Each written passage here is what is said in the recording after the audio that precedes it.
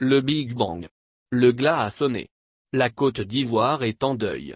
Parti précipitamment à Paris, le samedi 2 mai 2020, le Premier ministre Amadou Gon Coulibaly est décédé subitement, le mercredi 8 juillet. Après son premier conseil des ministres de reprise à la tâche. Le RHDP se trouve orphelin. Presque 4 mois après sa désignation, le jeudi 12 mars, pour défendre ses couleurs à la présidentielle du samedi 31 octobre prochain, son candidat a tiré sa révérence. Du pouvoir au parti majoritaire, tous ont voulu ruser avec la grave maladie du lion. Et voilà Alassane Ouattara qui se retrouve à établir un record. En tant que Premier ministre, c'est qui a annoncé officiellement le décès du président Félix Houphouët-Boigny, le 7 décembre 1993. Et en tant que chef de l'État, c'est lui qui informe officiellement les Ivoiriens du rappel à Dieu du Premier ministre Gon, son frère, son fils. Et comme en 1993, le pays est à la croisée des chemins.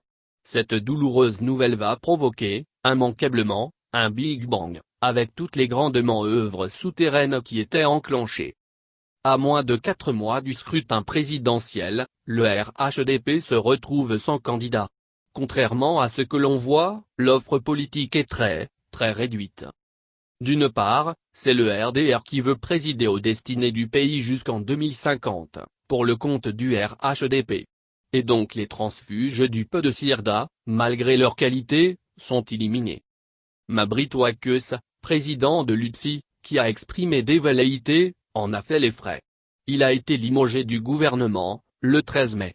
Et non seulement, un de ses dissidents, Albert Flindé, est entré au gouvernement quand lui en sortait, mais nombre de dirigeants de son parti se sont ligués contre lui pour soutenir Gon.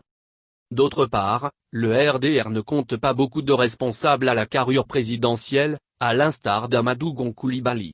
Et toutes les options sont ainsi envisageables avec la possible candidature d'Alassane Ouattara, malgré les réserves quant à son éligibilité pour un 3e mandat.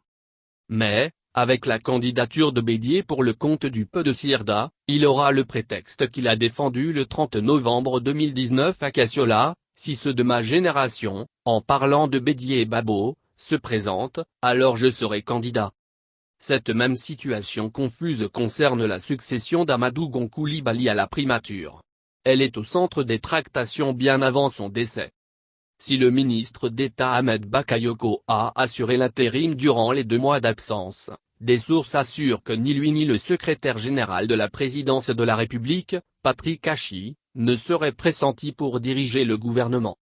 Comme en 1990 pour redresser l'économie ivoirienne après l'échec du plan Koumoué-Kofi, c'est, soutient-on, un joker qui va être nommé pour débloquer la machine politique, après l'échec de la réconciliation nationale, Tidjane Thiam. Il a été reçu à l'Élysée et contrairement aux rumeurs pour faire diversion, ce n'était pas pour occuper Bercy, mais pour être briefé pour cette mission. Avec des pouvoirs affirmés, c'est sous ses auspices de Premier ministre que les exilés rentreraient au pays, tous les prisonniers politiques, civils et militaires, recouvriraient la liberté et l'AC obtiendrait un nouveau toilettage. C'est donc une grande opération de sauvetage et de salut public pour des retrouvailles entre les Ivoiriens largement divisés. Car, si chacun va de son commentaire sur On dit quoi ? Beaucoup n'ont pas écouté l'excellent morceau de Yodé et Siro baptisé Asseyons-nous et discutons pour sauver la Côte d'Ivoire du naufrage.